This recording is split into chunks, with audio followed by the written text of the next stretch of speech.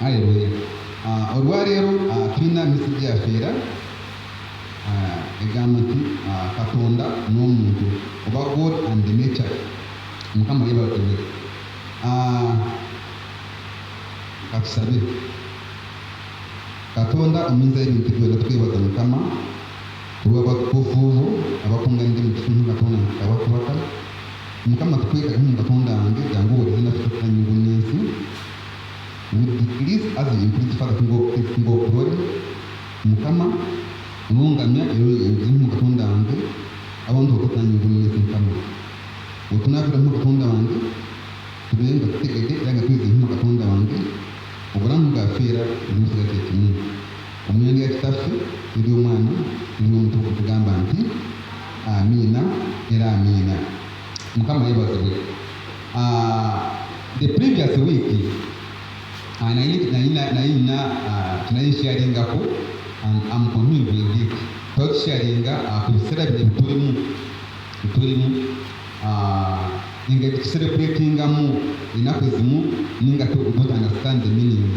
Omuweereza yaweereza ku lwokuna yeyandiza the same message nagamba nagibikula nagikokava ningamba bano baludda bakitutegeeza nga bwe twali eri mu diini eri twacelebratinga ennaku zino zitulimu in a weird way. Agamba ne Katonda ndoza yalinze nagamba beba n'abantu benatonda oba kino bakijjawa naye twebaza Mukama nti Mukama agenza atukwira abantu nga tulina kukolamu ebintu. Mukama yeebazibwe.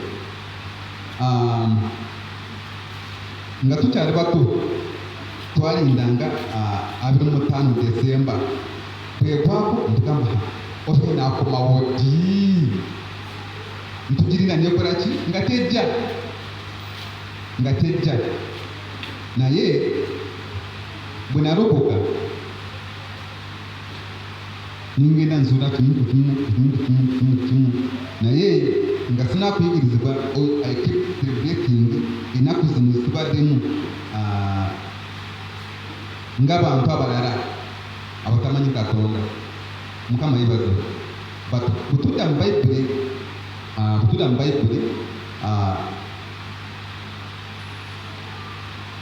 tugenda kusanga ekigambo Christmas ffe kitwatemako ntikiyita Xmas.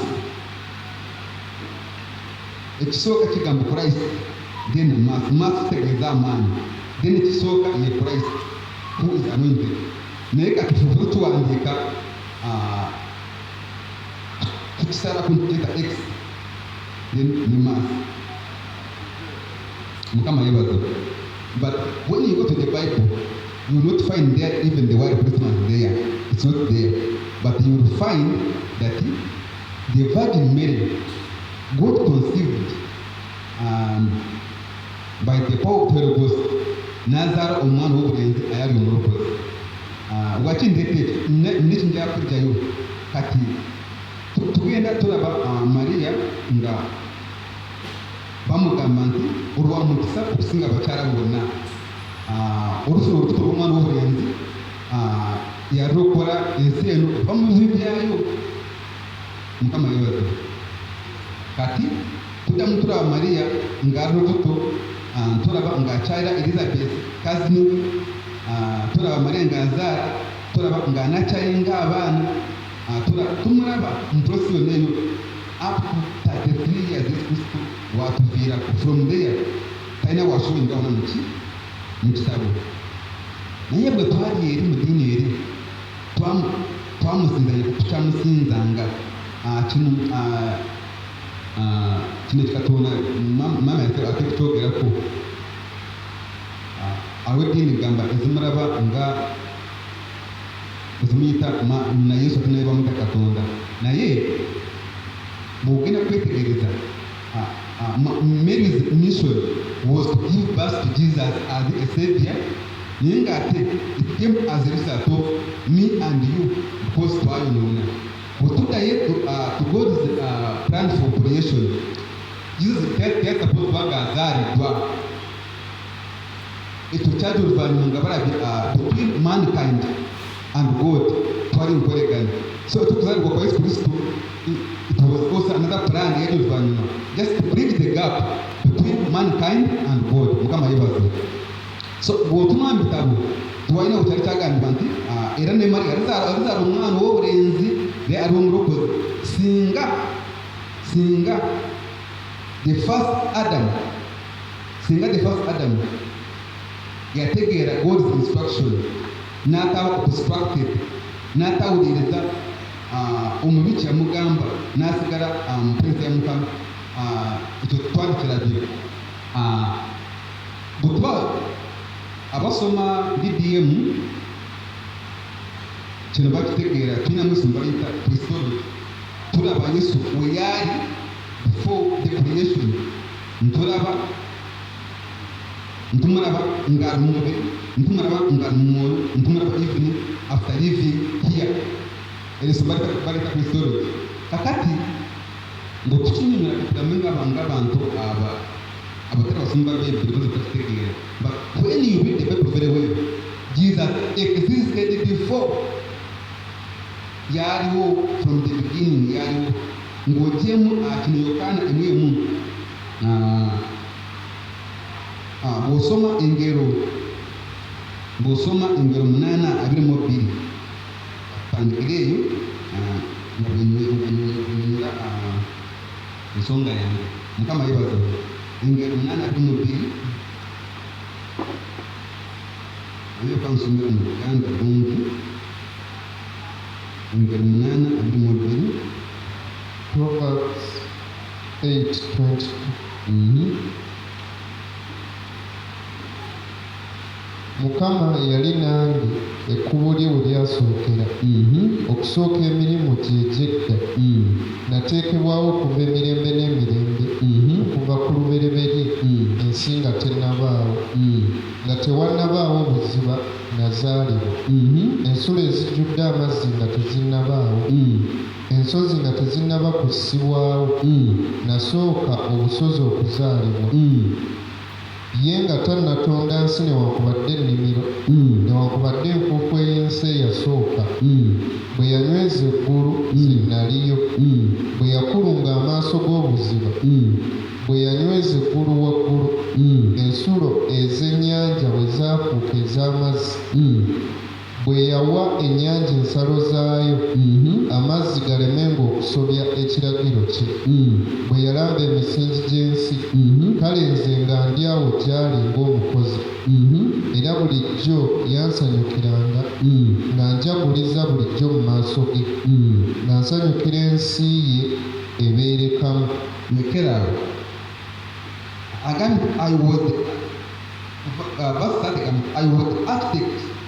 I was acting at his side. I was his constant delight. Nga katonda nga atonda waliwo architecture ayina drawings katukatitwa boundaries katwabule anyanja n'olukalu enyanja tuziteko boundaries nti amazzi gasigale mu nyenjekere mu kugenda ku lukalu naye nga aliwo ayali azimba ekintu ekyo nga architecture nga bwolaba omuvuzi w'ennyonyi abaako ne asoma maapu n'asoma maapu kubanga ennyonyi bakukosa maapu ne campus. So wano ono kuboogerako mu ngero munana buno Jesus Christ mbu yaliwo Mukama yebaze. So kati bino byogerwa before he was born to the Virgin Mary. Ebyo byaliwo kati tuba tubisoma tutandika eri mu ndagaano empya tujja kulowooza nti Yesu Kristo bwe yamanifestingira lwaki ajja bwe tudda mu Genesis katudde mu Genesis emu abiri mukaaga Genesis emu abiri mukaaga olubereberye emu abiri mukaaga Katonda n'ayogera nti tukole omuntu mu ngeri yaffe mu kifaananyi kyaffe bafugenga eby'omu nnyanja n'ebibuuka waggulu n'ente n'ensi yonna na buli ekyewalula ku nsi Katonda n'atonda omuntu mu ngeri ya Katonda mwe yamutondera. Omusajja n'omukazi bwe yabatonda. Katonda n'abawa omukisa. Katonda n'abagamba nti mweyongerenga, mwalenga, mujjuze ensi mugirye. Lekera. Then God blessed them and said, be fruitful, multiply, fill the earth and govern it. Ekyo kyasiikula Setaani. Katonda bwe yatonda omuntu n'amuteeka ku nsi n'amufuula general manager ku nsi kuno. Setaani bwe yalaba n'agamba eggulu bangobayo ate n'ensi eno erabika bw'eti gye baawunda n'ebintu ebirungi naye bagiwadde omwana w'omuntu, bagiwadde Adamu. Because Adam failed to understand the instruction, here we are. Era neewuunya nti mu biseera bya Christmas abantu bwe tunywerera, bwe tutamiira, bwe twendera, abaami bwe tukozesa abakyala balala, abakyala bwe banobera, ntubuuliza naawe awo Yesu Kristo ayajja okukuliginga gaapo eruwa ne Katonda ayajja okuleta emirembe giruwa. Christmas twandibadde amusajja agambye nti ku mbaga ye ngumujukize baaluba square oba natwala muzinda tumanyi mbu omugole bwe yakawasa agambe emiira okugenda kunfulula ayagambye okusa square bagasa constitutional square. So gabeeraawo twala mukwatako wadde waliwo etteeka erimu mu parliament baliyita public order management eryaleetebwa Father Leopoldo baalisirisa najeerere naye kati omusajja agambye nti ku mbaga yange banange njakubwira enjiri ebifaananyi mbamuka mutubere wano naye kati ngenda kulumba ekibuga ntegeze Katonda yakola ebinene. Kati olunaku olwa Christmas lutwandibadde tusinza ntutendereza ntubuulira enjiri ntukomya abantu bagaba ate kwetuyendera kwetunywera omwenge kwetubbira abakyala kwe banobera abasajja kwe baza bakazi abalala. Lwakiyitibwa Xmas era mumuwera nga bwe yagambye ebyo si Xmas yoke si Christmas Xmas but bw'otunuulira mu Bayibuli temuli olunaku lw'amizugo lwa Christmas. So as a Christian, it should be our lifestyle to preach the gospel in every time of our life. But olunaku tufuna omwaka holiday ngera abantu bawumulamu naye tulukozese. It's not about eating meat, it's not about putting on new clothes, it's not about okusonda esente nti z'abanyama. Mukama yebazibu. Yansikudde era nabwo kinabadde mpulira the other week naye tegenaze waka nyinza muntu z'abawaka ngamba abiri mutwalidde twabidde ku kifo kya Katonda naffe Mukama atugabiridde netulya ntunywa ngamba ebiri mutwalidde twabidde kwa Christmas. It should be our lifestyle tulina okujja bulungi every day focusing on the buga bika kunkuma bigeki naye bwe tugenda tukate tugende Christmas olwo tusalise koko tusalise lakini that's not for the glory of God. Mukama yebaza. Setaani ekimusiikuula bw'awulira nti omusajja bamugamba nti govern, multiply, be fruitful, n'agamba kati n'ensi gye bansudde n'obusabuzinako obuyinza n'asala amagezi gonna n'agamba n'afuna ekituli mwerabize instructions ndyoke mukubeko. Mukama yebaza. Mukama yebaza. I used to enjoy Christmas. I still enjoy it, but I enjoy it in a Christian way. Mukama yebaza. Mukama yebaza. Nze saafunye engoye empya Christmas enteri yawomye nze banange tutwalidde kino abooluganda tuli bannaddiini oba we celebrate ennaku ezo in a Christian way. Second, ennaku ziba nga zizze tuzikozese in a proper way kubanga tuba tufunye abantu abaze mpulidde tubawulire enjiri y'obwa kabaka ate balokoke. Kakati bwe tuvaawo ku nsonga eyasiibula Setaani, tugendeera mu Genesis chapter 3 verse 1.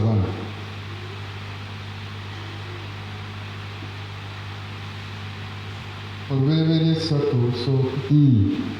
N'omusota gwali mukalabakalaba okusinga ensolo zonna ez'omu nsi ze yakola Mukama Katonda. Tekugamba omukazi nti bw'atyo bwe yayogera Katonda nti temulyanga ku miti gyonna egy'omu lusuku. Omukazi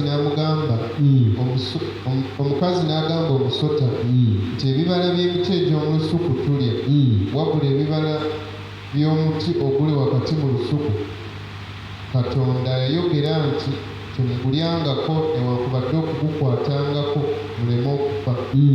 Omusota ne gugamba omukazi nti okufa temulifa, kubanga Katonda amanyi nti olunaku lwe muligulyako mmwe amaaso gammwe lwe galizibuka, nammwe mulibanga Katonda okumanyanga obulungi n'obubi. Omukazi bwe yalabanga omuti mulungi okulya era nga gusanyusa amaaso, n'omuti nga gwakwegombebwa okuleeta amagezi, n'anoga ku bibala byagwo n'alya, n'awa era ne ku musajja we naye n'alya. Amaaso gaabwe bombi ne gazibuka, ne bategeera nga baali bwereere, ne batunga amalagala g'emiti ne beekolera ebyokwambala. Lekera bulijjo batupamumente bali bwereere. Whenever you get out of body destruction, ekyali kibakavalinga ya presence ya Mukama. This time around you are out of body presence. Kasita ofuna God's presence awo wotegeera nti presence ya Mukama kyali ekyambalo kyabwe. This time around they are out of God's presence. Era bw'osobola weyongerayo yajja nga abanoonya in the night breeze awo matundu because they used to have fellowship. That was his purpose for the man in the Garden of Eden. Yajjanga yanyumirwanga okuba ne conversation n'ekitone kye yatonde. This time around yajja n'abanoonya bakola ki? Yabasaanga okutoto nga tebaliiwo nga beekwese. Adamu n'asooka n'asiima. Mwana Adamu n'agamba ndi ono nkoze eki neekwese. Ate lwaki? Ndi bwereere. Ate n'agamba bwereere. Ate omukazi gwakola ki? Guwampa. But when you read the Bible very well, Bible egamba nti Katonda yagamba Adamu yagamba Eva.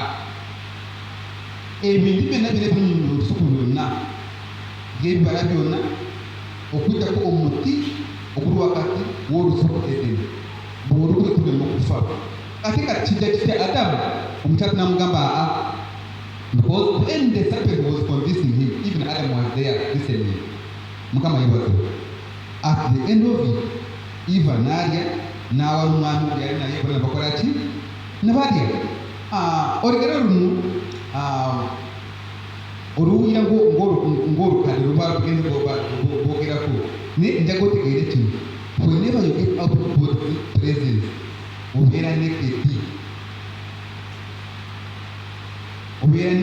Asufira okufuna obubiro kwa Mukama tutegeeza kujja n'obirawo mukukyakya noba ng'otambula nobwoba ng'oluwaka oba ng'ogenze beera mu presence ya Mukama.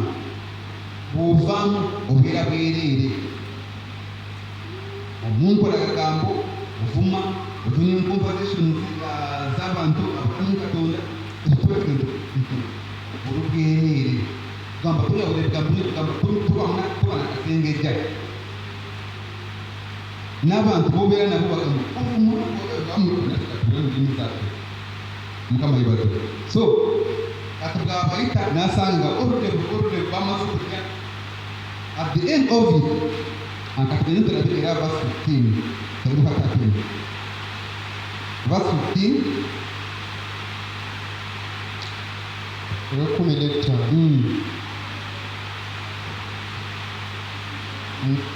nange obulabe atandikira ku 14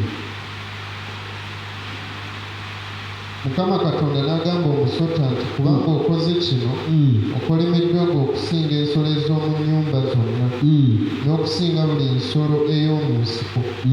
Onootambuzanga olubuto, onoolyanga enfuufu ennaku zonna ez'obulamu bwo, nange obulabe naabuteekanga wakati wo n'omukazi, era ne wakati w'ezzadde lyo n'ezzadde ly'omukazi. Ezzadde ly'omukazi lirikubetenta omutwe, naawe olibetenta ekisinziiro. N'agamba omukazi nti okwongera n'okwongerako obulumi bwo n'okubeerangako olubuto, mu bulumi onoozaaliranga abaana, n'okwegombako kunaabanga eri musajjawo, naye anaakufuganga. N'agamba Adamu nti kubanga owulidde eddoboozi lya mukazi wo n'olya ku muti gwe nakulagira nga njogera nti togulyangako, ensi ekolimiddwa ku lulwo mu kutegana mw'onojjanga ebyokulya ennaku zonna ez'obulamu bwo. Lekerawo. Katonda yali atondeze ng'agyagala. When you look in the Bible, yakagikolera emirundi almost esatu. Yagudde no mu verse yokuna, that's what happened also to Cain and Abel. Mukama yebaze. Budde wano twali tusoma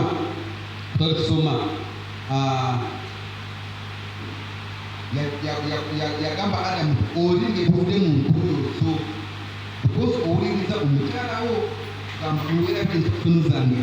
Mukama yebaze.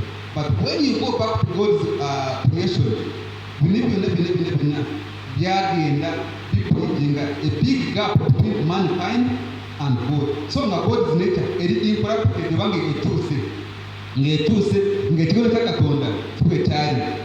When you read Paul kusanga Katonda yali yapulaninga nti Maria, the Virgin Mary, would give birth to Jesus, who will be the Savior. Both waliwo eyadisiko waliwo amateeka agagenderako agali ngatufuula abatuukirivu. Mukama yebaze. But this time around, when we sin against God, when we get out of God's instruction, this time around, because there was a big gap between mankind and God. How can we bridge the gap? Katonda kiyatonda kirungi naye omulabe yakimanipuletinga nga it needs to be revived.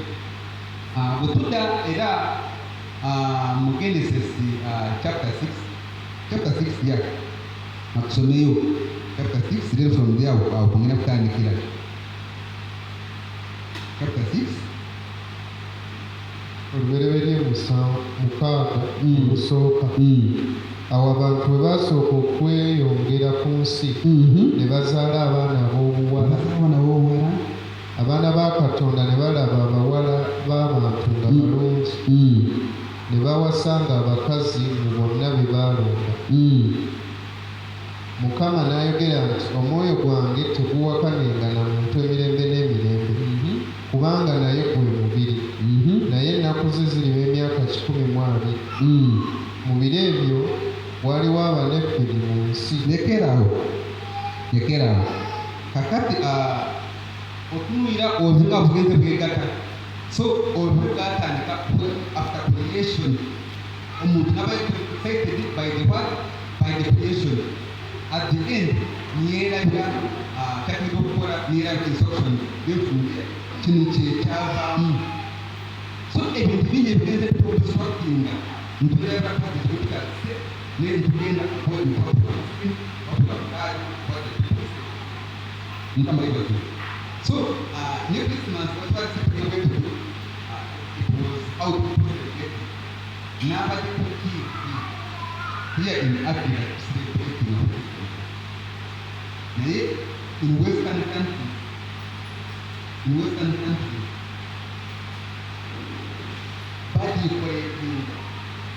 bayimba bakola ku kintu kyonna ekiraga nti beepika kino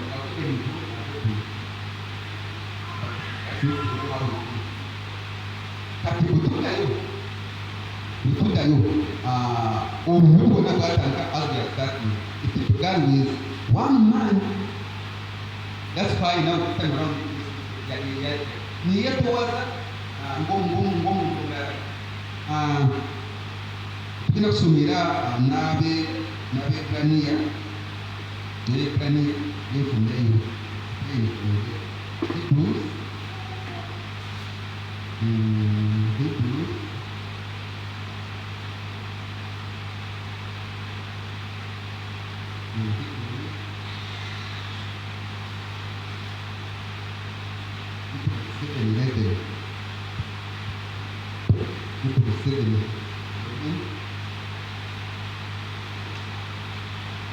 Abebbulaniya 7:11. Kale okutuukirira singa kwaliwo lwa bwakabaka obw'ekirevu, kubanga abantu baaweebwa amateeka mu biro byabwo, kiki ekyetaaza nate kabona owookubiri okuyimuka mu ngeri ya Merukizeddeeki n'atabalirwa mu ngeri ya Alooni? Kubanga obwakabaka bwe buwaanyisibwa era n'amateeka tegalema kuwaanyisibwa. Kubanga oyo yayogerwako ebigambo ebyo wa kika kirala omutabanga muntu yenna eyali aweereza ku kyoto. Kubanga kitegeerekese nga Mukama waffe yava mu Yuda, ekika Musa kyataayogerako bigambo by'abakabona. 15. N'ebyo byeyongera nnyo okutegeerekeka kubanga wayimuka kabona owookubiri ng'ekifaananyi kya Merukizeddeeki bwe kiri, ataalondebwa ng'amateeka bwe gali agalimu ekiragiro ky'omubiri, wabula ng'amaanyi bwe gali ag'obulamu obutakutuka. lekerawo waki tusomera wano kuyo byonna bwe njagala kumanya katamisi yange ebyonna mpite byonna tutuddeyo mu ndagaano enkadde byonna tubijjukirawo ekifaananyi ekyali mu ndagaano enkadde nga bwe kyali then from there ne what is okutuusa okuva ku byatuusa Yesu Kristo ye kabona asinga obukulu nga bwe tugamba naye kutula mu ndagaano enkadde twalabanga ekibi kyatangirwanga n'omusaayi baweesa gake z'embuzi z'endiga kamutuku enkoko n'ebinyonyi nenga batandika ekibi disitani nga bawundi nga bo bakabona bo abanyumbanga abantu okukola ki okwonoona so that baleke sadaaka ku kyoto. Mukama yeebazibwe. Twalaba batabani ba Eri nga bo twalinda bajja nebaddamu amasavu ng'ennyama nga zisala ku kyoto ntulaba nga bakwata abakazi. So kati Yesu Kristo okutuusa okuva okujja n'azaalika like in a child niye towaza niyambe tuga byonna era nakutuusa the lineage of the priesthood, the privilege of priesthood, kubanga obwakabona obwo obwakabona obwo bwali bukolera ku mateeka naye ng'ate tugatuukiriza kati n'alaba nti anokako kyatuusa ngo tuddayo wali otusookedde Katonda bwe yali atonda omuntu yamutonda nga perfect and Adamu yandibadde omulokozi waffe okutunuulira n'engeri ekyabamu the word cast 3 times that means ekitubonyaabonya okugategeera omulokozi ayatuzaalibwa olw'ekibi kyaffe atulokole tusobola okusumululwa tujja kusigala nga tuserepuletinga ndewe nyiruka things.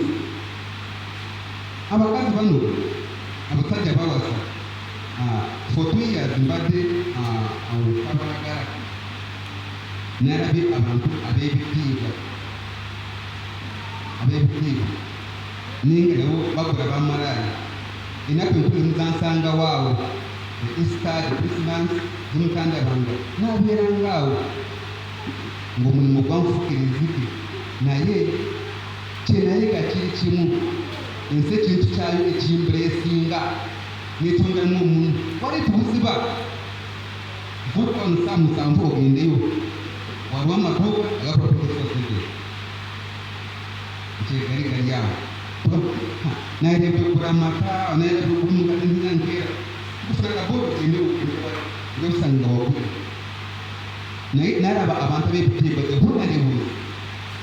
ndebunarebuuzi abantu abakumi b'eddembe bonna babeera era the way they celebrate engagement it is so weird. Kale kimbadde ngamba nti bw'oba nga kuli pulezidenti ya Mukama tobafaanana. Nze abawala bankwana bandu bamudamusi maketi bankwaniramu nimbagamba nze nalokoka ndemuwuliriza Mukama wange obusozi papasi era nvaawo. Mukama yebaze kati if you get out of God's presence bankwa nimba bwirenge mbamana nikubakutukakutumira pasta ngakusabika ninga bunabona babwirenge ndetse numva bwaba nkarwana ngabo sibakusabire so kuri iki tukabona God's presence usanga ngorugenge haleluya. Kati ekyasiibula Setaani kwe kwira nti omuntu bamuwadde obuyinza okuba ne dominion okuba n'obufuzi ate n'okumultiplyinga n'ama I lost the point in heaven. That means even here sina buyinza Mukama yebaze awo twagwiraawo. That's how Jesus Christ now came to be born on earth. So is it the way how we should celebrate his birth? So it's mentioned in the Bible. How should we celebrate it? In such uncertainty, I think one of the people mbegayira babenganda zaffe nze abakazi benze ko bulokole mufamily yaffe bw'obagamba ndi mulokole olaba bananga balama n'obulokole family gy'envaamu kati bwe basabye ni Katonda ekyabaddeyo nga that means olwo olunaku olwolutuuka nga onongera tukose in a way egulumiza Katonda. Enkuku bwebaayo tugirye, embuzi bwebaayo tugirye, kubanga teriiyo tubaze Mukama tukuze tulubalamu. Haleluya. Bw'oyakakasa nti luno olunaku lwawambibwa era abantu abasinga bo bakitegeera fuluma bwe lwa Kampala ogende mu kyalo zabadde ennaku bbiri zawedde naye omanyi omuntu yasipendinze sente z'emyezi nga mukaaga ezasipendinga naye nga ate nebyetaago. So if we don't teach our people also ziba zitusange kubanga omuntu oyo yandibadde ng'afuuka omugaso naye ng'ate is very extravagant because tumugambye. So in this way we should celebrate in a godly way. Ekinabanga kigaanye tukireke tugende nebikolaki nebigenda Mukama yebaze. Omuntu nomukyanga tokuza olubayi tongulira olubayi makiri kangenda obwitu kangenda olunaku olukulu tangula olubayi tongulira olubayi musijja masima olubayi kangende kanobe. I'm speaking with God. Ati kangenda obwitu ndole tunaba mazima tokuzira olubayi nenyama tukuzira nyondi halikako nkija kusweka mutakulaka ati kangenda obwitu mbagano musika kakira mukagondo Mukama yebaze. But kutwale tufumbire gano twagamba nti Christmas tukanga tulya enyama kubanga sikizira olubayi onaloba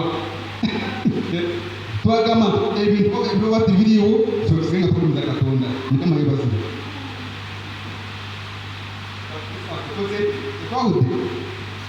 Now kati tulabye nti wano wonna ensi bw'etabuka n'ekyankalanya Katonda n'akuleetenga etabu tulimu mankind. Then it is Christ to be born as another person who was God, who was you are building, as you are bambadi ikaina mpaka ko hebi ko dizita kini sana ngabawu account agency amenyanja ni ko bele musibena yari architecture ni inate sibuoti apono parabote kuma msimari ko kujemu aleluya akataka kutubuza atekati Bible yangu imwogera ko wamuberebere imwogera ko amukabene bisoka katurwachi tututegera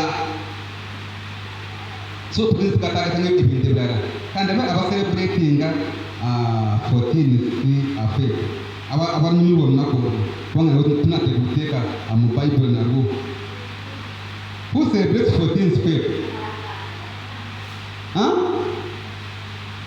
mutumine bagarwa abantu ya wamabu aha akati I can add it on 20 December because very soon utakuta mfanyisa kwa kalenda lakini sio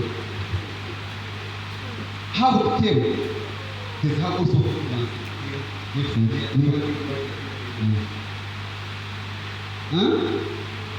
so inapoza president nzibao for to support the gospel naruwa ekabaragara wali nindaba abagarana ngatata yari simama waka ate anyemo anyaipa waraka suka waraka ara na ina waraka ya kuna out mbuka out valentine o mani tiberao nibamba sinani baraka ndwai mani ubena but watu na uyu mama wo uyu bawo uyu mwana wo uyu antu kuzo you are very every day ukuba sana ndo istakile bungamba iyi mwagaro wangu kitu shit orinda era izo 14 si febo orugo obere umagaro wawe twende something don't that tukize tukataka ebintu ntukusa God's nature ntukomekereza na tuvuge God's presence orunapo 14 febo mumurinde ko mujya kugira ngo nawe barumva ngabanga kalenda it came as a result of one thing I think mamu but I don't know how it came omukuru sema timba Peter onako yarureka na yeye naiji yaruja there is a Roman emperor Muroma bari teka waru ubutaro ubariho musuki bakana mupende deni waliho mbaga both mbaga beba that means we shall be having shortage of the military forces nibarangire mbaga katinga so twango umuntu yawasanga bamwango kumaka maramba opera mahane munyu nga inzo anutu inzo mchara so makamo abantu babasabona that means all our military forces will be behind munyu mbaga canceling this guy this called Saint Valentino ya got just one cup like this mukama yebazi one cup like this yabagore from there he was massacre oba natika because amenyeteka ya emperor oba yakaba from there that's how it began but it don't chabira kwera chike wale basoma kama ona itike mbazira iro onakurwe barukuza from there Muringira Uganda bafora mporo bwa Western countries Muringira Uganda we celebrate it is one of the holidays watu mchara wangu kwa quarantine wangu every day so that means today kwetegereze ya wangu because if not tuandapanga we are out of God's presence mukama ibaza when you are out of God's presence that means umuntu abo praise God mukama ibaza so mbaza yo drawing board let us go back we understand the concept of everything. Naye tupressurizinga omwami tugamba kintu twakirabye kintu kyabaddewo, understand what the Bible says. Yesu Kristo kyamuleka to bridge the gap between mankind and God. Orukungu bwali wakati w'omuntu nga Yesu Kristo aze kuluzaawo. So when you look at that process yonna up to his death, yasalawo okweyamba all his privilege. Ebitiibwa byonna bikolaki n'agenda nabikuba wali purposely azeewo omuntu ne Katonda empeerereetemu ebiriwo. But still now wakyaliwo era obukubagano naye otunga Katonda agenze anyiga n'omuntu ne Katonda Yesu Kristo agamba kati kankole bwenti ekanti kati whenever we look at the cross we are coming tutugira nti had it not been him on the cross omuntu yandibadde yeyazikirira ddala. Bw'oli enosomo gyawandikibwa ojja kulaba omusoga gwawandika just abaana b'Isirayiri bakutunuulire when they are written by the snake. Ebintu byegere bisignifying Yesu Kristo. But these days we no longer consider the cross. Tukyakutunuulira n'akatono tukulaba as a mere picture. But the power of the cross babenga tugamba nti amaani ekigambo ky'omusaalaba ge maanyi agakola ki? Agalokola. Tukyakitunuulira naye prosesi ya Yesu Kristo yonna bakomererwe yali ezze okukulekinga gaapu y'abakati b'omuntu ne Katonda. So obutonde bwabeteringa against its creator n'asawo yakakati omuntu is not at power. But whenever we kneel down and look at the cross, Mukama yebato kizaawo obulagane yaffe ne Katonda. Mukama yebato. So kati Christmas oba Easter oba Valentine's Day oba ki ebyo si bikukomyawo presence ya Mukama. Ebyo bivulo ebyokusanyuka weka. Nange Christmas ninawe natambula ningawo ningenda bampa invitation in one of the folk bakulimu bagamba anitulire wano fowaffe mubanyankole tutera kukyala cyane oyinza kukyala mu myaka nga 10 oba 2. That's we mubanyankole era bwokyala embuzi oba ente efa n'ebintu ebirala. At this time they invited me bagamba mama wakagenda mambo family here. I went there. Mpone fan, but instead nobody fan because it has been long. I just together with them in 2018.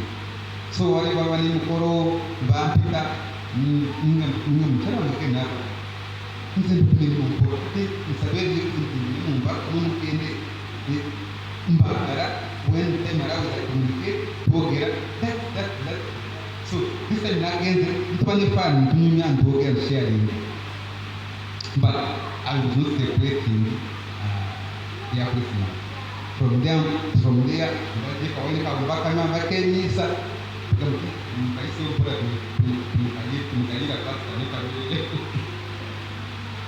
Mukama yebato. Never come. Not tomorrow. What was your money? But I told you, you must have it. So, kasta ubam presence bo anari nyinza mwara wange ngam ofuruma Yesu kubama abeye maso abambaye Yesu maso anibere kana abere obowe ngam abantu bandi tulaba ababuze abagira basese Yesu bamureke mabega niyo basoma Yesu narba Yesu nagamba Yesu ari maso kwembete abo ira naye kakusembera nze ngandwali omuntu yali ampa omulimu nakimaka enwaini sinungi naye otali tusoma wano ndidimu amusomesa waffe yatugamba buli mulembe waliwo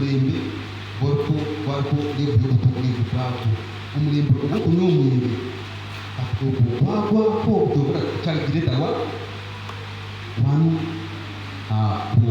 olutaali nagamba naye omwenge walabalakola bakyakunywa bagamba olaba yesu yakulaki yaguleeta yakukola mu mbaga yawa eyakaana mukama yebazo natugamba buli mulembe gwina levo yawo bwenaabadde nsoma genealogy of Jesus I think Matayo 1:1 ndaba waliwo emirembe mingi waliwo emirembe giringa 14 from Jesus up to not up to Daud waliwo n'abantu abalala more than 14 generations naye omulembe gwalina levo y'obutuukirivu waliwo omulembe kati wasumuka olina bakazi ofisi wives nga kiryoke ng'okuma kuba nena bulala tutukanye ofisi wives ntutukanye but now yesu kristo bwali n'atuusa mu kintu kyonna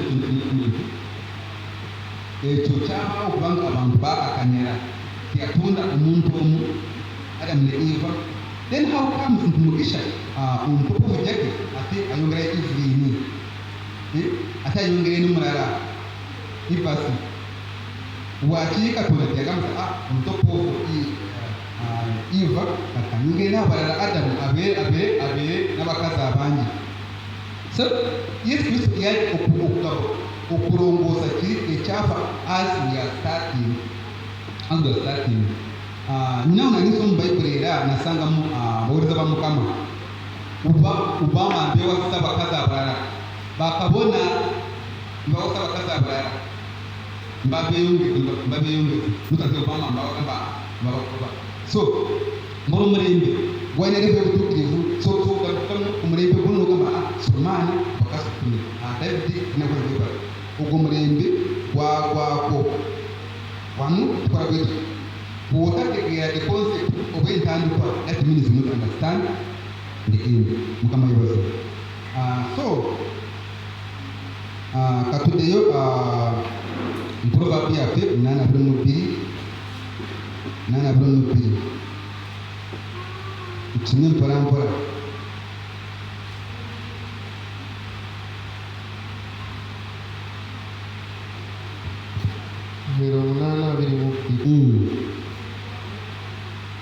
Mukama yali nange ekkubo lye bwe lyasookera okusooka emirimu gy'egyedda 23 nateekebwawo okuva emirembe n'emirembe okuva ku lubereberye ensi nga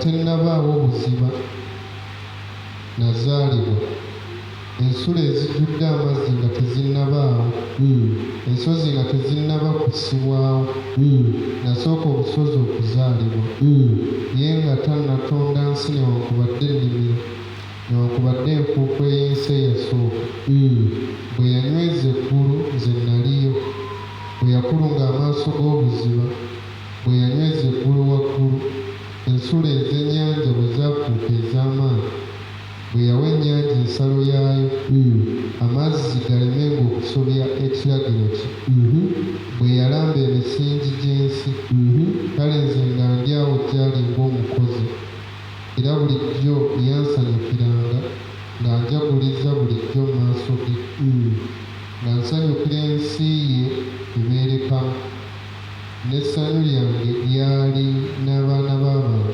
lekera akati abulumubbi etugire bulungi yesu kristo okuserebratinga agaaliddwa wale tugambe nti yali yakola ki yali azaaliddwa naye kati when you read this one n'oluletinga kati tulinga bali yesu kristo paul olunaku azaaliddwa but the bible tugamba bulungi yesu kristo existed so celebratinga mazale bakamentioninga nageza kuninyekenenya ngamba nakigamba mazale ngetegamba ntali mutandisi. So every of our life, celebrating what we enter into by the angel because he existed before. Don't need a man from the beginning of Kigambo, Gani Katuna, Katuna. Muntani kwa wala Kigambo. Kigambo Yesu Kristo. Ebuga mkintu yakene batona Yesu Kristo Kigambo ya kitonda.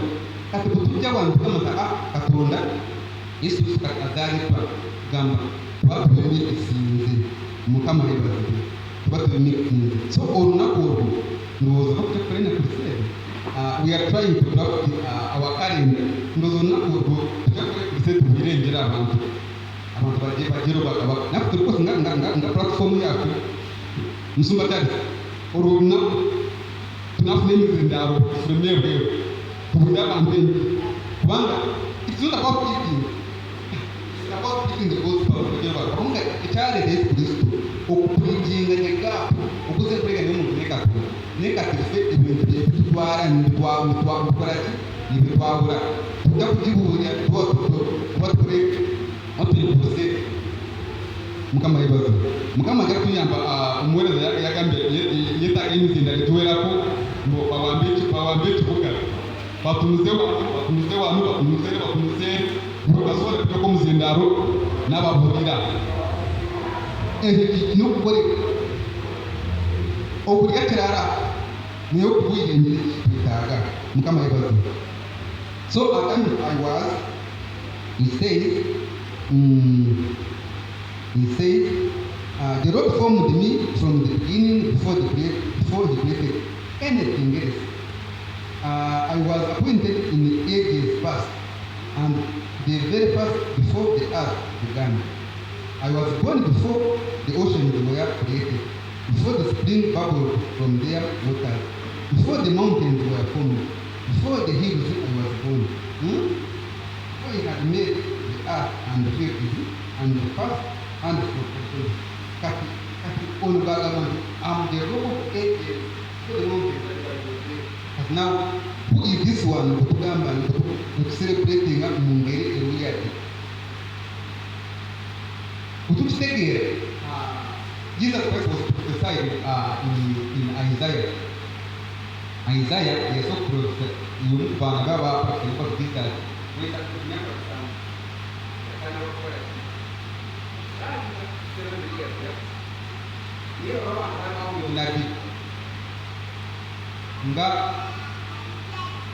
Ngomwele zomu yabira mukasakana yakayona sirifa asinga small sirifa ngasilake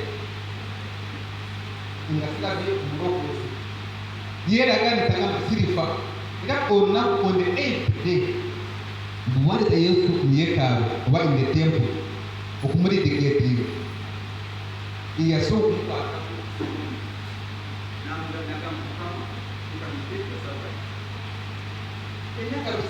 make attack the develop the society because Jesus was prophesied in the Old Testament.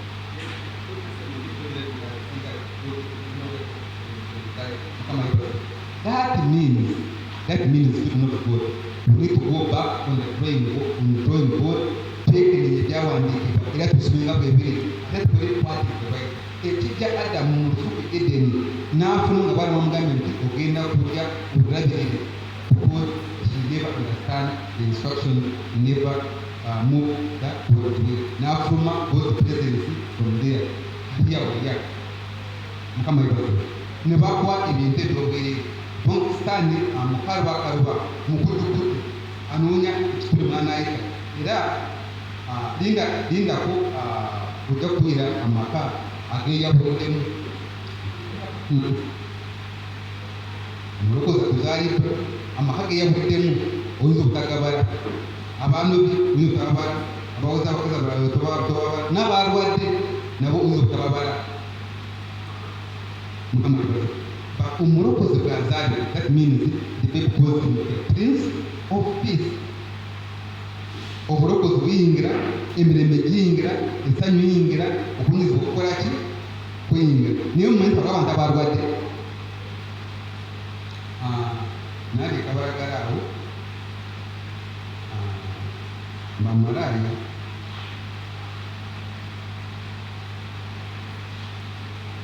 bakozesa obuntu bakozesa naye bwotwasasula obuntu bakozesa mukimanyi oyitizosasula bwotwagamba ati mbuzi otwasinza okugeze nayo kanuka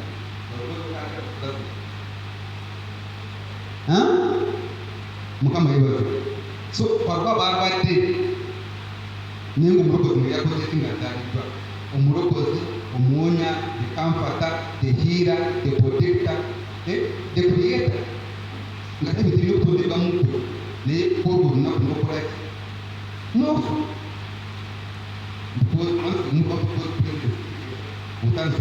mysteriously praise God.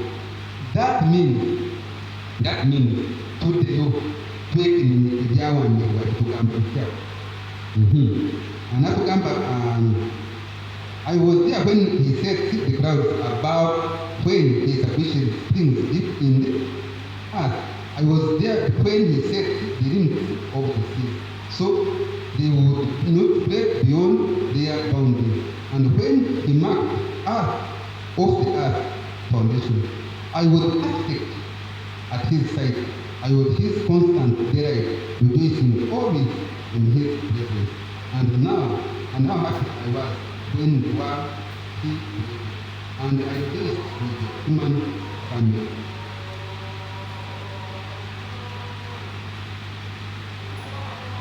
He rejoiced with the human family.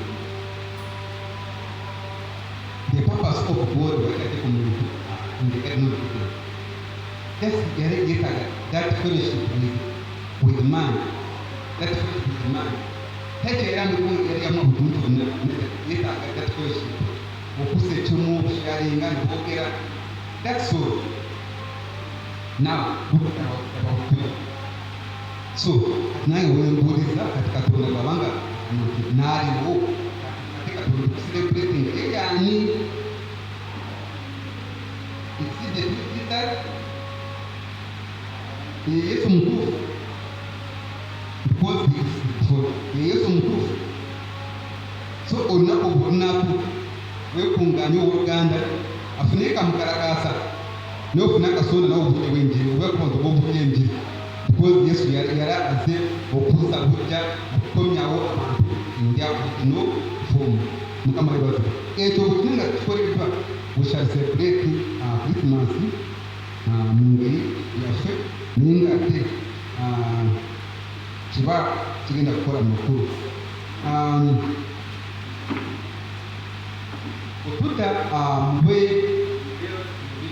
bekulani ya musankumi n'emu waliwo twasomye bwodayo emabega nolaba the priesthood ngeri gyebakolamu ebintu there was a lot of confusion so ekimwetowaza n'ajala another person niyeyamba ebikolwa byonna era yakutuusa and the order of the priesthood which was in the Old Testament because bw'otunula Yesu Kristo tali mulineti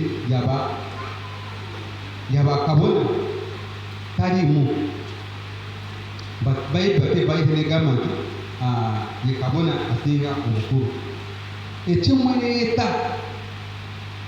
ekimuleeta yaja even the order of the people obwakabona gebutuuka nekikakolaki likyuka because the reason why he shed that blood in the Calvary so that ensala zonna ezawebwayo zonna nibasala embuzi nibasala ente nibasala kamubuku byonna bali bategeeza nti oda yokusala ente ekomyawo omusala okukolaki gumala yakukuza nokukulongoosa adani okusala embuzi nokusala ente omulyango onoonya obutuukirivu era oda y'obwakabona obwo obwali mu ndagaano enkate bwakoma awo kati bw'osoma bulungi bw'osoma bulungi Abeebbulaniya 7:11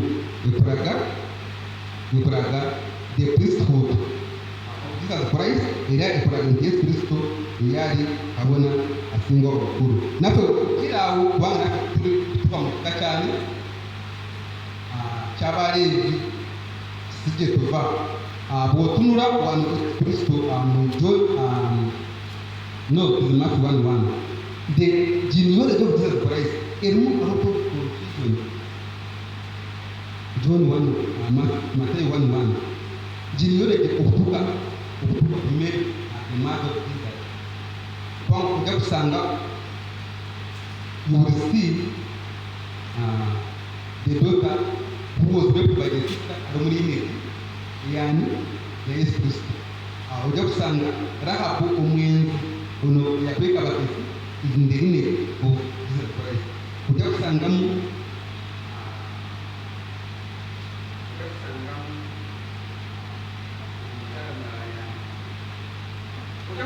the lineage of Jesus Christ.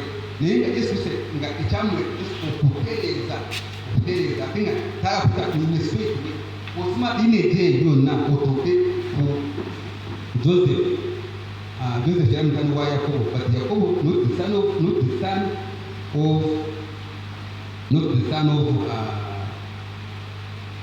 of Isaac. Joseph oyo yali mutani wa Yakobo, nga mulala Yakobo mulala who gave birth to Joseph. Joseph was the mother who was the father of Jesus. So bw'otuna genealogy y'omulokozi ajja kuzaalibwa azaalibwa atulokole okuva mu bibi byaffe. Bw'olaba engeri ebintu nga bwe biri kugamba kino kiki, bw'osoma n'otunulayo waliwo emirembe giringa meka, giringa 8 oba 14 generations egiri awo. Era muwala wa Dawudi who was raped by the brother, even is alwakulu wa Dawudi kubanga Dawudi yojja kumulabayo. Muwala wa Tamali yafunisibwa mutabani wa Yakobo olubuto bwe bazaala abaana ababiri abo, Terezi n'anumulala like that. But bw'otuna genealogy eyo Yesu teyagala kuyita insult line kuba ebitiibwa abantu abalimu ebibuuza kwakuyaleka alyoke ayunitinge omuntu ne Katonda, alyoke atereeze abantu betulanginga ekyaso, alyoke atereeze obwakabona, alyoke atereeze aze muntu in his original form. Mukama yebaze. So abooluganda, ebintu ebyensi tebitutwala, ebintu ebyensi tebitutwayivinga, ebintu ebyensi tebitwerabiza wali yakuleetera, ebintu ebyensi tebitujja kumulamwa. Let us remain in the presence of God. Mukama yebaze. Ngenda kusemberayo ekyawandiikibwa,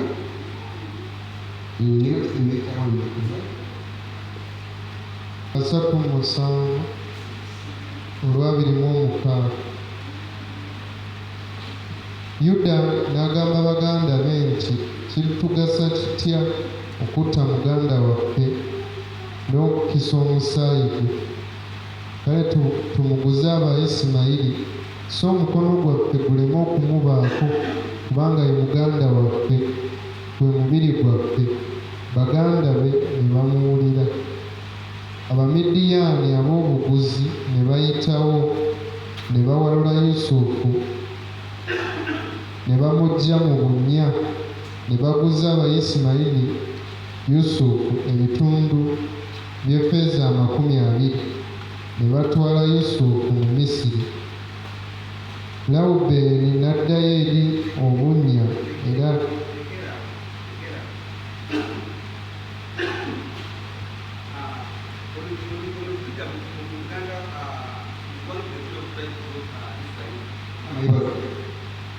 kati y'omu who was picked by the daughter-in-law, kati n'agenda neyebaka ne mukamwana nga mwise malaaya, because he lost the wife. Kati bwe yali atamulalawo omuntu yesakise gunti n'aloza malaaya. Kati nakati namukuba waadi nakomekereza nga yebase naye ate before nagamba nti olinsasula ki nagamba ngenda kuba omwana gw'endiga naye kati oyo yali mukamwana we nakomekereza nga afunye olubuto lw'abalongo mukama yebaze when you look at this ne Yesu Kristo abamu layini eyonyini kubanga bw'otunula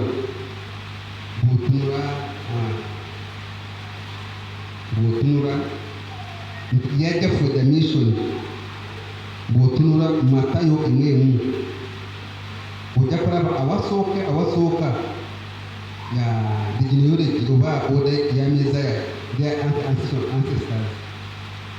tutandikira kujjajjaffe Aburahamu naye ogenda kutunula mulini gyonna ogenda kulaba Rahab omwenzi who hides the spies in where nga bazeketa Sodom. Then again you will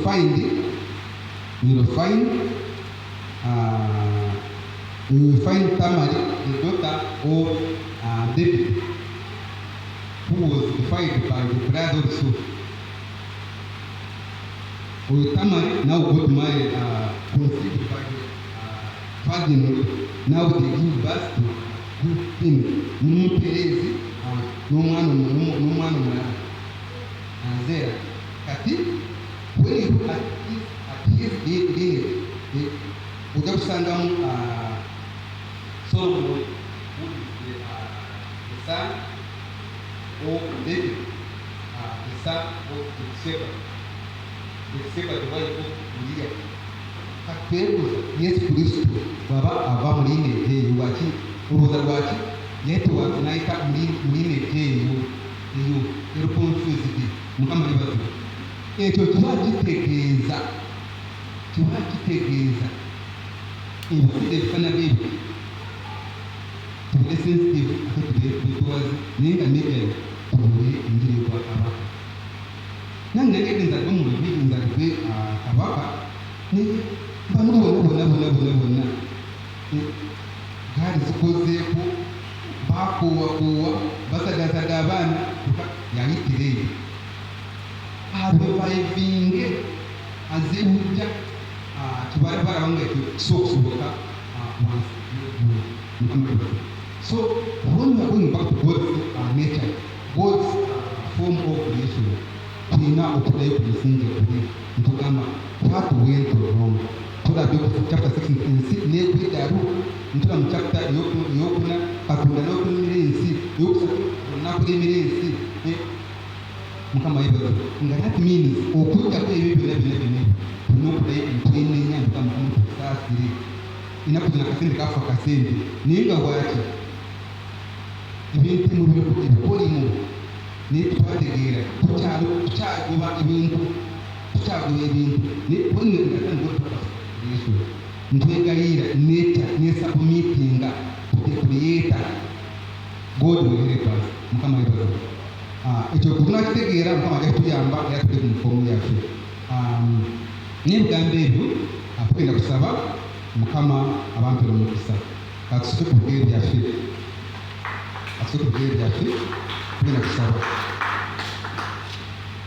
tugenda kusaba ebintu byenjawulo tugenda kusaba obutonde kusubmitinge eri ayabutonda because God's purpose for the creation it was not like the way how you see it. Tusabire umuntu the mankind ategeere era adde mu his original form the priesthood in position turagure eri enshozi turagure eri emigga turagure eri obuga turagure eri ebibira turagure eri semayanja submitinge era submitinge tufungure eri ezawumu kubanga omulabire yamaro wamba era nateeka engoga n'amala nina kusenda kana inda kanu tunna kuechi tusaze n'umusaza Yesu haleluya katonda omuyinza ebintu bye mukama tukwebaza taata kabaka tukwebaza mukama ko bwamisi mukama katonda waffe tukwebaza mukama abwawatukuta kabaka mukama tukwebaza kubanga badde tugamanti byabikweka abita abagezigezi n'obikwiira abaana batumuma katonda wange taata naino kunnensi tukwebaza kubanga ffe tutegeera mukama katonda wange naino kunnensi mukama kutusaasire wonna wettakola bunyo mukama katonda wange utwera mukama katonda wange amateeka taata kabaka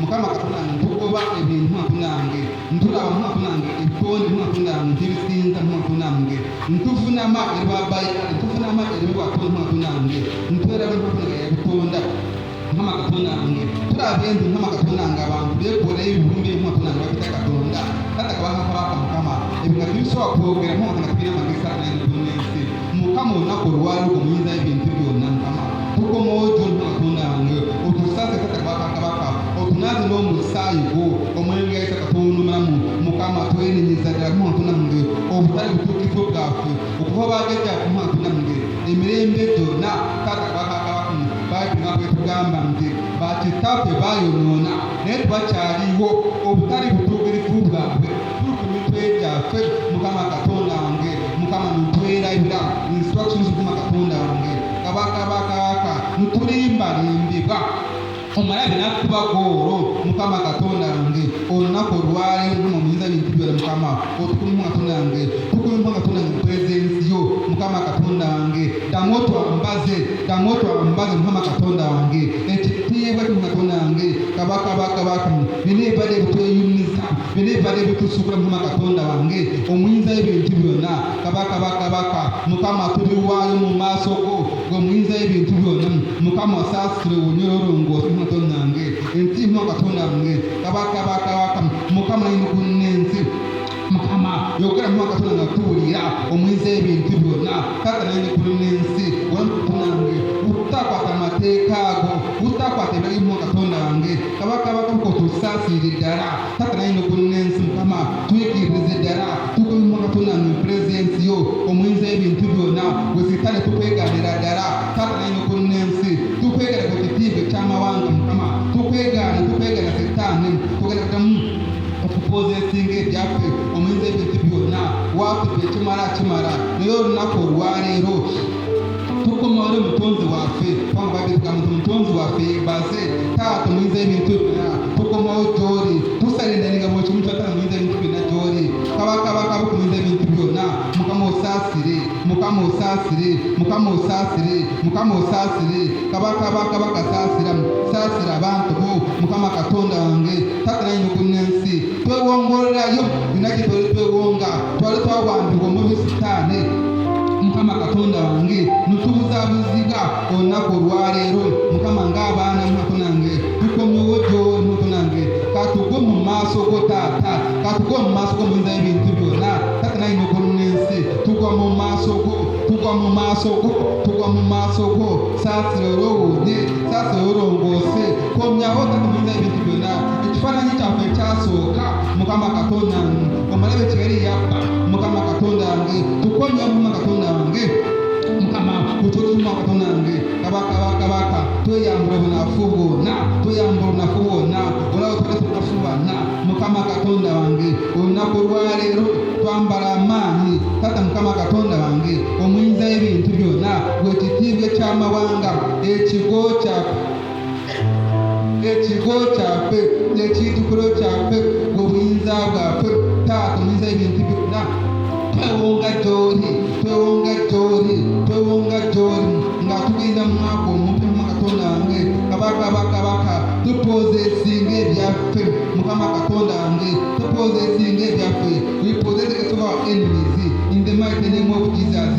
Ensozi zaffe zigaziibwa akamusi zaffe zikawuzibwa omuyeesa katonda omulamu kabaka twimusibwa spiritually twimusibwa physically in the name of Jesus.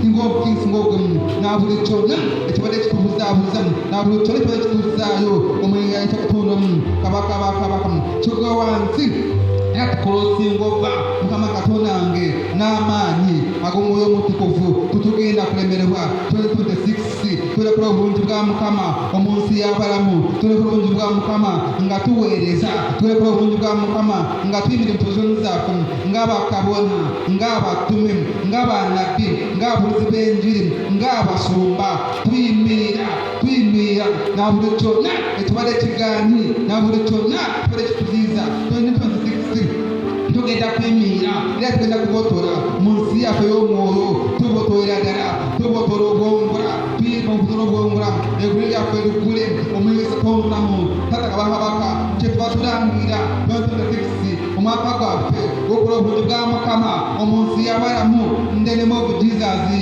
tuyimusiga tumenyamenya ebyoto byonna eby'omubi ebyoto byonna eby'omulamu bwekumoto by'abayibaayaani ebyoto by'abasera byetubimenyeka omunye lya Yesu omwana wa Katonda omu era dagona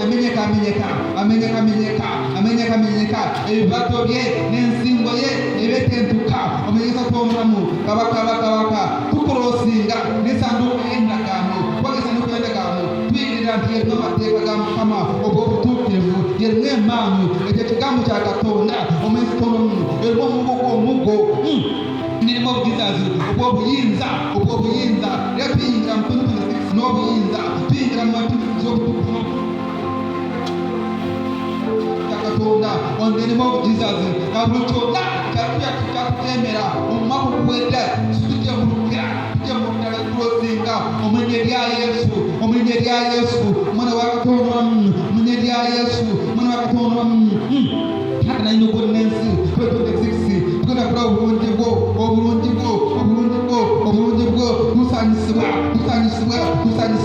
tugenda kuweereza mukama more than ever in the name of Jesus omuyinza ebintu byonna tusazaamu obunafu bwonna obubadde butwambala tusumagira twebakiriza tusaba musaliro nga tulika banadiini omwezi 2026 mwaka gwa kuyimusibwa mwaka gwa kuyinzibwa mwaka gwa kuyimuzibwa mwaka gwa kugolokoka tugolokoke in the name of Jesus omuyinza ebintu byonna na buli kyonna tubadde kituliiza omulinga takonono olunaku lwaleero kidda wansi w'ebigere byaffe tutugenda kuddayo omulinnya lya Yesu we are positioned in our positions we are strategic in the name of Jesus omuyinza ebintu byonna mwoyo omutukuvu jangu tubeerere tulungamye nga tuyimire mu bifo byaffe buli muntu yenna abadde n'ekyetaago omwaka oguwedde omwaka guno mama Katonda wange agenda kulosinga nga tudiddwamu in the name of Jesus omwaka ogujja 2026 mwaka gwa bujulizi mwaka gwa byamagero mwaka gwa bikulu n'eminene in the name of Jesus people will testify who is your name in the mighty name of Jesus ngobwemu na buli kyonna tubadde kyekulumbaza mu maaso gaffe kiringisibwa buli kifune kyonna kiringisibwa in the name of Jesus ebyamagero byakomezikote banyumba tugamba nti nikifunika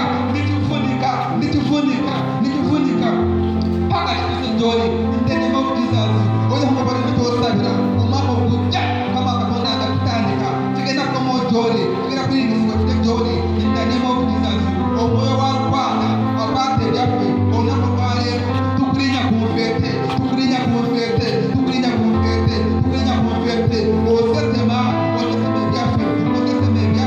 osesema ebyaffe osesema obuweereza bwaffe osesema obukko bwaffe osesema abaami baffe osesema abakyala baffe osesema emisomo gyaffe omulinnya lya Yesu omwana wa Katonda noganda mu famire nga twalaya omu ekyo kikafuuye abaana tugenda kusoma in the name of Jesus naffe myaka gyaffe tugenda kuddayo tugraduatinga with degrees with masters PhDs in the name of Jesus ng'obulimugo tukoze omwaka ogujja mwaka gwa binenugu tuyitawo emirembe oshatopen for us ng'obulisifu bwemu mukama Katonda wange tulangira buli kitonde kyonna ekyali kyakiyimira Katonda omulinnya Katonda tukiragira okujja mu lubuka tulagira enjazi tulagira ensozi tulagira obuga tulagira ennyanja tulagira semayanja zonna in the name of Jesus submit the Almighty in the name of Jesus ng'obukirisimu obukolemu omuyinza ebintu byonna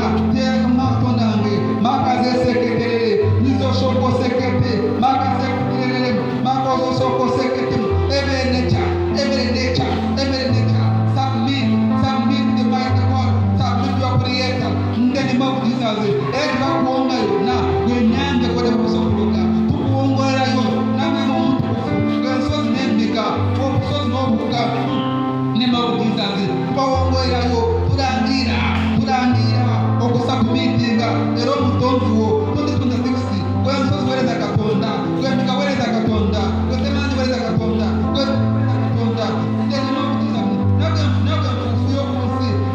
Katonda, submit the Almighty God, submit the Almighty God, in the mighty name of Jesus. To serve your families, Omunisa Korum, to serve the Katonda, Kabaka, Mukama families, Silibuti, to the Tabamuko, Mukama Katonda, to Vam, Aman Fayopa, Babanda Mataka, Bebe Konde, Veroka, Unisonam, Erakuwa Famisa, Mumasoko, Tata Kabaka, Mukama Bachari, Mungeri and Jao, Mukama Katonda.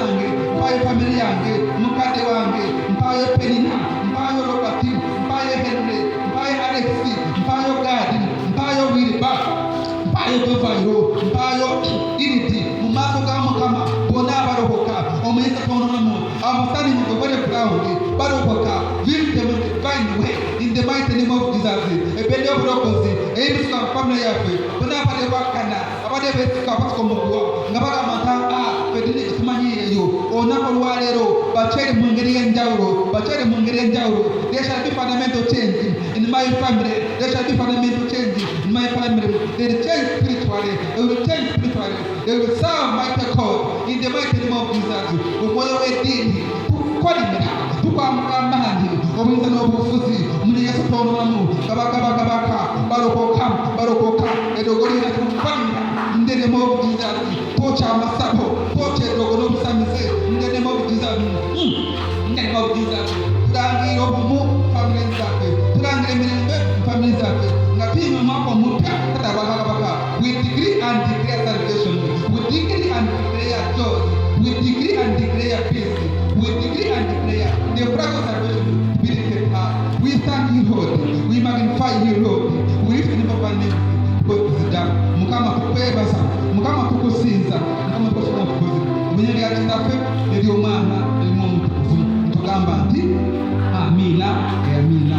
Mukama olw'omukisa abakola obulungi, omwaka omujja gabaweere okwemirembe, omwaka gw'okubonera, omwaka ogujja mule promotions, abalamu bagenda kukolaba ennaku mukola okusanyusa omugaati Yesu kulangira era abantu n'abaana ku ssomero mufeeyo kumakutunange. We declare provision in the name of Jesus.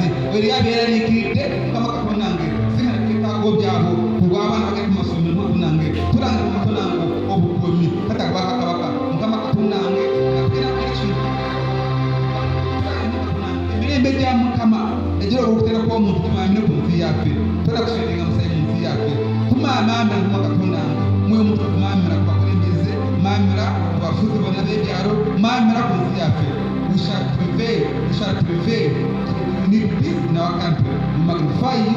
We lift the name of is done in the name of the Father and the Son and the Holy Spirit. So we say amen. Mukama Katonda.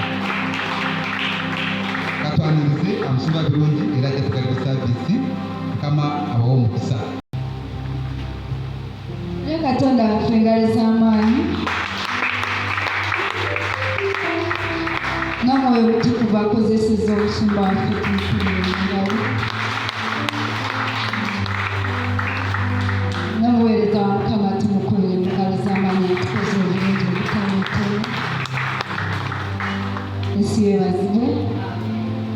Obudde bwaffe bwebwo atugenda okuddayo waka. Oyatanaba kuwaayo osobola okujja n'owaayo ekiweebwayo kyo then n'okubajukiza nti abaweereza mujja kusigalawo katono emabega. Mulinawo kamitingi katono. Yesu yeebazibwe. So tugenda kusaba. Kati omuyizi w'ebintu byonna twagala kwebaza Mukama bw'atwagadde n'okwagala okutanyonyolekeka, bw'atulaze ekisa kyo, bw'atulaze obulungi bwo. Mukama bw'atuwadde omukisa okubeera abalamu omwaka gonna guno Yesu otukuumye n'otuwa obulamu n'otuwa ekisa Yesu Yesu okusigala nga tuyitibwa abaana bo ate abaweereza bo ate Mukama laba olwaleero n'otuleeta n'okubeera mu maaso go ne tufellowshippinga naawe omwoyo wa Mukama nga tweyanziza nga tweyanzeege Taata tugamba nti webale olw'omwaka gwonna gwotumaliza era Taata tukkiriza ate Mukama nti otutwala mu mwaka omulala okwongera okutulaga obulungi bwo n'ekisa kyo tuwulidde obujulizi olunaku lwaleero Mukama nga bwewunyisa nga bulungi bwereere era Mukama tukkiriza nti ogenda kukola bingi ebisingako ebyo bye tuwulidde Mukama erinnya lyo lisigale nga liweebwa ekitiibwa ate nga ligulumizibwa Mukama w'omukisa abaweereza bo bonna abalabise mu maaso g'olwaleero bawe omukisa obakola obulungi obutali butono obagaziyegaziye mu areas zonna ayi Katonda ow'eggye Taata abalwadde obawonye abatalina mirembe ogibawe abatalina ssanyu ogibawe mu areas zonna ayi omwoyo wa Mukama gw'alaba byonna byonna byonna byonna omwoyo mutukuvu otuukirize byonna mu bulamu bwabwe otuukirize byonna mu famire zaabwe otuukirize byonna mu mirimu gyabwe otuukirize byonna mu magenda gaabwe ayi omwoyo mutukuvu ate mu byonna otutegeeze Mukama omukoomu ekyo kye wamutondera okubeera mu nsi muno ekyo kye wamutondera okukola omwoyo wa Mukama kye tuba tutuukiriza obwo erinnya lyo liweebwa ekitiibwa n'ettemba nga tuva mu kifo kino omwoyo mutukuvu tukulembere otusookeyo gye tugenda tusookeyo mu maka gaffe tusookeyo ku mirimu kubanga omwoyo wa Mukama obubamanyi kutusookeyo ne tutuukayo ne tuyomba ne tutuukayo ne tupangulukuka naye omwoyo wa Mukama tusookeyo otereze buli kimu Mukama ekitiibwa n'ettendo bisigale nga bibyo mu linnya lya Yesu omwana wa Katonda obulamu mwe tusabidde amiina awamu n'ekisa kya Mukama waffe Yesu Kristo n'okwagala kwa Katonda n'okusa ekimuko omwoyo mutukuvu mbeere naffe ffenna n'abooluganda bonna emirembe egitagwawo amiina Mukama bawa omukisa Mukama bakola obulungi obutali butono Mukama balage ekisa kye Mukama abalage obulungi bwe mu linnya erya Yesu omwana wa Katonda omulamu olunaku olulungi wiiki ennungi omwaka omulungi obulamu obulungi Mukama bawa omukisa